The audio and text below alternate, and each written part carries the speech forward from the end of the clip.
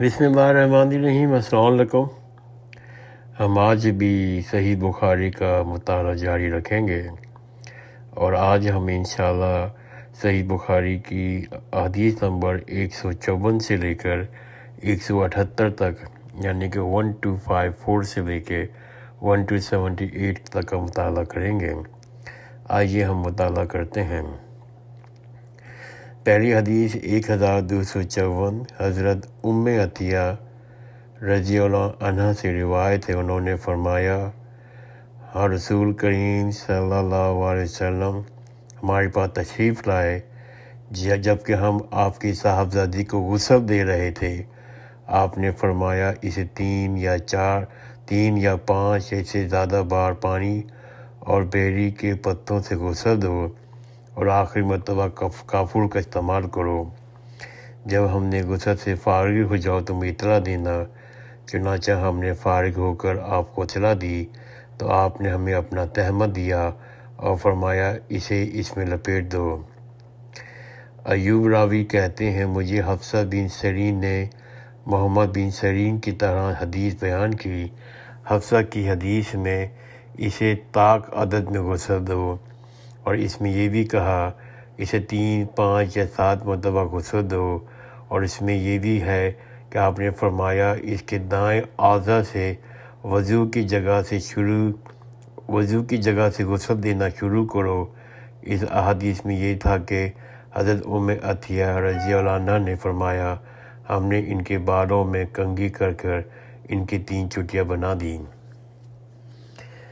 میں اس حدیث کو دوبارہ پڑھ لیتا ہوں۔ حدیث نمبر 1254 حضرت ام عطیہ رضی اللہ عنہ سے روایت ہے۔ انہوں نے فرمایا، رسول کریم صلی اللہ علیہ وآلہ وسلم ہمارے پاس تشریف لائے جب کہ ہم آپ کی صاحبزادی کو غسل دے رہے تھے۔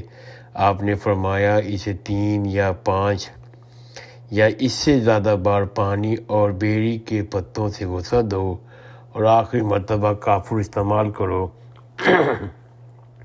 جب تم غسل سے فارغ ہو جاؤ تو مجھے اطلاع دینا۔ چنانچہ ہم نے فارغ ہو کر آپ کو اطلاع دی تو آپ نے انہیں اپنے تہمت دیا اور فرمایا، اس میں لپیٹ دو۔ راوی ایوب فرماتے ہیں کہ مجھے حفصہ بن سیرین نے بھی محمد بن سیرین کی طرح حدیث بیان کی۔ حفصہ کی حدیث میں ہے، اسے طاق عدد میں غسل دو، اور اس میں یہ بھی ہے اسے 3، 5 یا 7 مرتبہ غسل دو، اور اس میں یہ بھی ہے کہ آپ نے فرمایا اس کے دائیں اعضاء اور وضو کی جگہوں سے غسل دینا شروع کرو۔ اس حدیث میں یہ بھی تھا کہ حضرت ام عطیہ رضی اللہ تعالیٰ عنہ نے ہم نے ان کے بالوں میں کنگھی کر کر ان کی 3 چٹیاں بنا دی۔ اور حدیث نمبر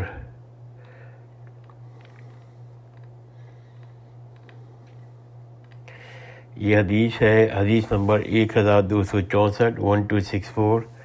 یہ حضرت عائشہ رضی اللہ عنہ سے روایت ہے، رسول کریم صلی اللہ علیہ وآلہ وسلم کو 3 سفید کپڑوں میں کفن دیا گیا جو یمنی سہولی روئی سے بنے ہوئے تھے، اس میں نہ قمیص تھی نہ عمامہ۔ حدیث نمبر 1264 حضرت عائشہ رضی اللہ عنہ سے روایت ہے کہ رسول کریم صلی اللہ علیہ وآلہ وسلم کو 3 سفید کپڑوں میں کفن دیا گیا جو یمنی سہولی روئی سے بنے ہوئے تھے، اس میں نہ قمیص تھی نہ عمامہ۔ حضرت عائشہ رضی اللہ عنہ سے روایت ہے، رسول کریم صلی اللہ علیہ وسلم کو 3 سفید کپڑوں میں کفن دیا گیا جو یمنی سہولی روئی سے بنے ہوئے تھے، اس میں نہ قمیص تھی نہ عمامہ۔ حدیث نمبر 1265۔ یہ حضرت ابن عباس رضی اللہ عنہ سے روایت ہے۔ انہوں نے فرمایا، ایک شخص مقام عرفہ میں ٹھہرا ہوا تھا کہ اچانک وہ اپنی سواری سے گرا جس سے اس کی گردن ٹوٹ گئی۔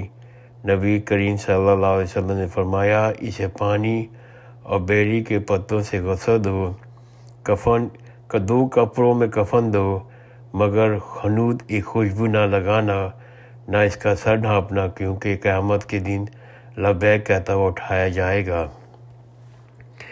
حدیث نمبر 1265 حضرت ابن عباس رضی اللہ عنہ سے روایت ہے، انہوں نے فرمایا ایک شخص مقام عرفہ میں ٹھہرا ہوا تھا کہ اچانک اپنے سواری سے گرا، جس سے اس کی گردن ٹوٹ گئی۔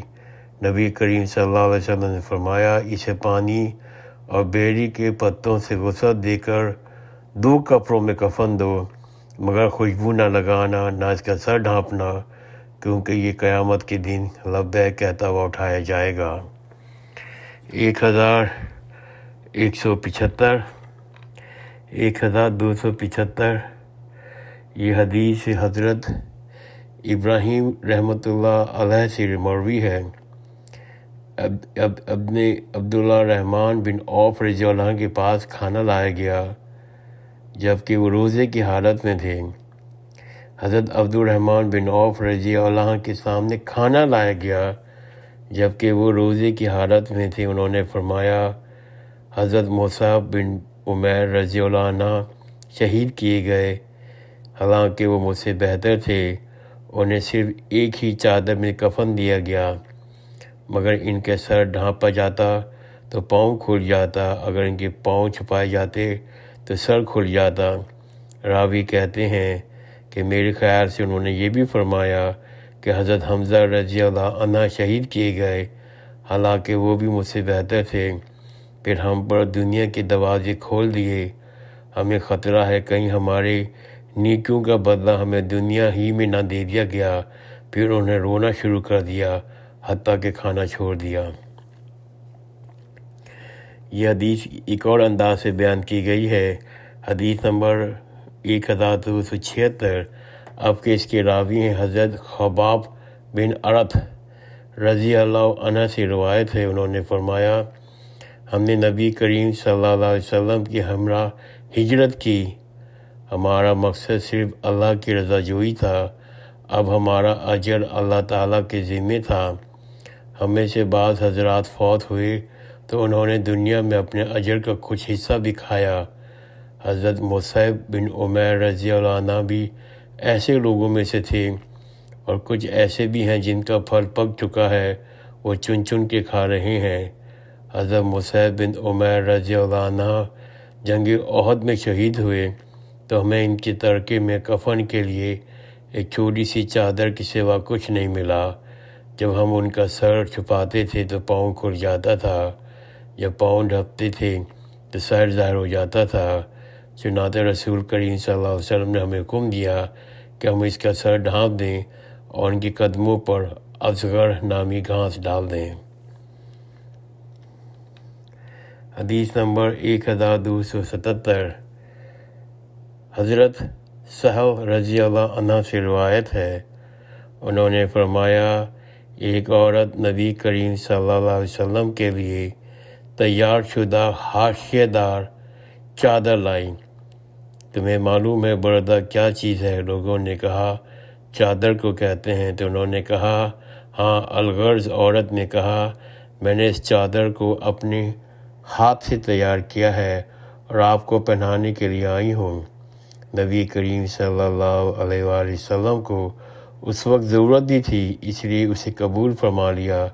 پھر آپ باہر تشریف لے گئے، وہ چادر آپ کا آزار تھی۔ ایک شخص نے اس کی تعریف کی اور کہنے لگا کیا ہی عمدہ چادر ہے، یہ مجھے عنایت کر دیجیے۔ لوگوں نے اس سے کہا تو نے اچھا نہیں کیا، کیونکہ نبی کریم صلی اللہ علیہ وسلم نے انتہائی ضرورت کے پیش نظر اسے زیب تن کیا تھا، مگر تو نے اسے مانگ لیا۔ تجھے علم ہے آپ کریم صلی اللہ علیہ وسلم کسی کا سوال رد نہیں کرتے۔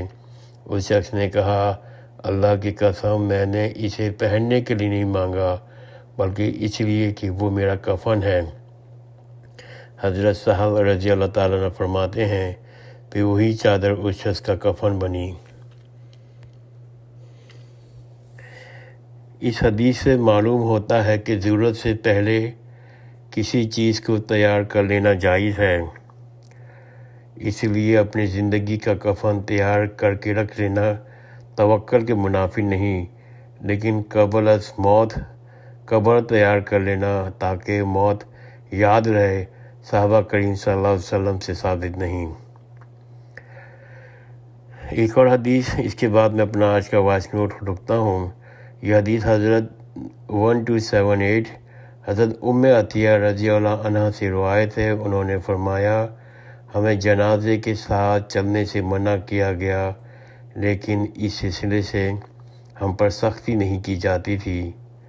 حضرت عطیہ رضی اللہ عنہ سے روایت ہے، انہوں نے فرمایا ہمیں جنازے کے ساتھ چلنے سے منع کیا گیا، لیکن اس سلسلے میں ہم پر سختی نہیں کی جاتی تھی۔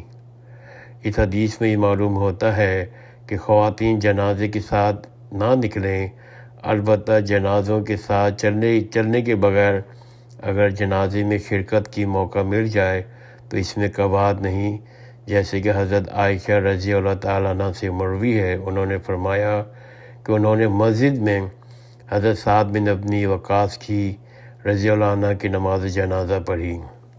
انشاءاللہ آئندہ کی نشست میں ہم 1269 سے آئندہ کی اور احادیثوں کا مطالعہ کریں گے۔